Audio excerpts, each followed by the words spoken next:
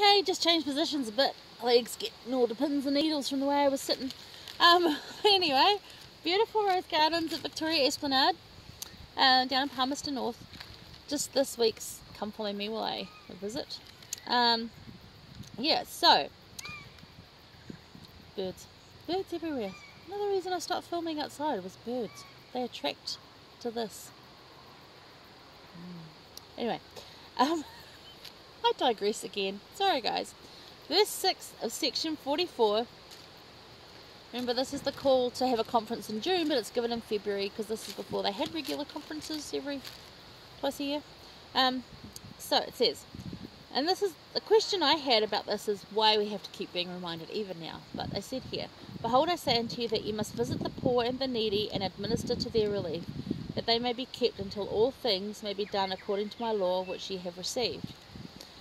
So, go look after the sick people, go look after those that are needy, because needy people aren't always poor or sick. Needy people are sometimes those that are our bishop or our stake president or our Relief Society president. They're needy too, They have bad days, they're needy as well. Look after them. Could be your children, could be your parents, could be your partner, could be your friend next door. A lot of people can be needy. Don't always think of them as like poor. Poor is different. Poor people can be quite happily poor. That's fine. But yeah, go and visit the poor and needy and administer to relief. They may be kept. So they can be fine. They can be included. They can be part of what you're doing. They're not left out. Until that may be done according to my law which ye have received. So remember, the law that they have received is Jesus Christ, talking about what is up for the church. They're about to get the Kirtland Temple as well. So that law is coming as well. But to look after them. Now this is often where the law of consecration comes in, and people don't understand consecration, so let me go with that. So consecration is you work on your farm. This is because they had farms and didn't necessarily have money, but you work, give it all to the bishop. He will then decide to give it back to you for what you need. So if you need X amount of dollars, he will give that back to you. If there is anything excess, then it goes into purchasing land to build temple and church on, to help those that can't earn or don't earn, those kind of things. That's the law of consecration. It's not literally giving up everything that's excess to you. It's just some people are blessed to have careers or blessed with abundance that is extra to their needs, and that gets shared. So we live the law of consecration now. People think it's going to be some harsh thing where you just literally live in a big commune and share everything. No. You are misunderstanding. It is simply what we do now. We live as we live for our needs and what we have, and we share our excess. We share it through tithing. We share it through fast offering, through the mission fund to help them out. We share it sometimes when they do like a Book of Mormon drive and they want extra Book of Mormons out there for some places. And each country will have their own different things. When I was a kid, there was a call to build our big stake centre that's in Sandwich Road in Hamilton. And I remember giving like 10 cents, which was a big deal back in the early 80s. Come on, it's alright. I gave 10 cents and I felt really good, and somebody said it wasn't much, and my mum reminded me that could be the nail that holds the door in place.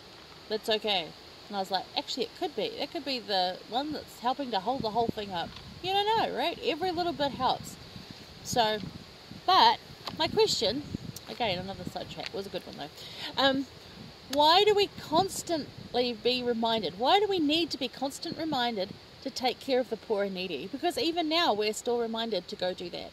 So why do we need to be reminded? I've got it, I understand it, and I don't get why other people don't understand it.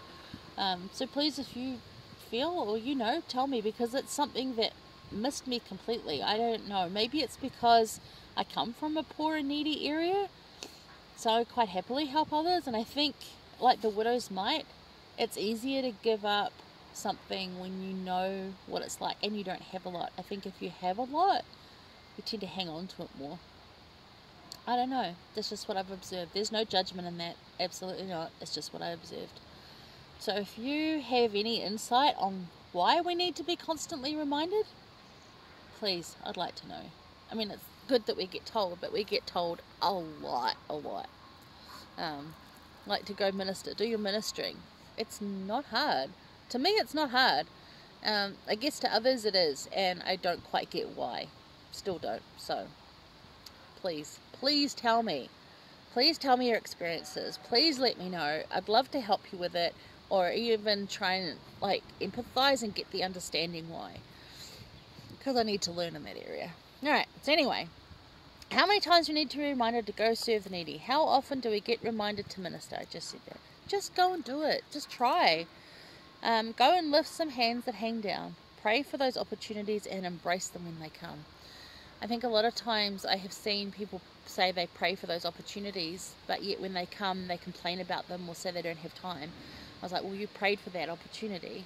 And yes, it's a burden to carry, and yes, it's heavy, and you still have to protect your own self-care, and you have to put some boundaries around what you're going to do, but you prayed for that opportunity. So, and now you're denying it? I don't understand that. And that's just me, I don't understand it. So, anyway, Elder Uchtdorf, he said, let our hearts and hands be stretched out in compassion towards others, for everyone is walking his or her own difficult path. Or there, you could put there and there as well. Walking their own difficult path. That's from Elder Uchtdorf. And that's absolutely true. Every one of us is needy. Every single one of us. So just be kind to everybody. Kind to everyone else. You don't need to be so harsh. They're not necessarily going to be kind back to you. But be kind anyway.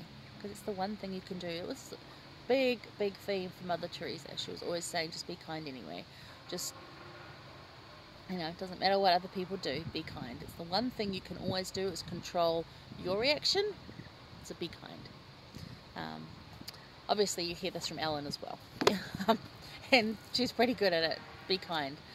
For whatever, I don't think she does it for reward. She gets a lot of attention, but I believe she's genuine and just wanting to help others because she knows what it feels like to be disenfranchised and out of it. So,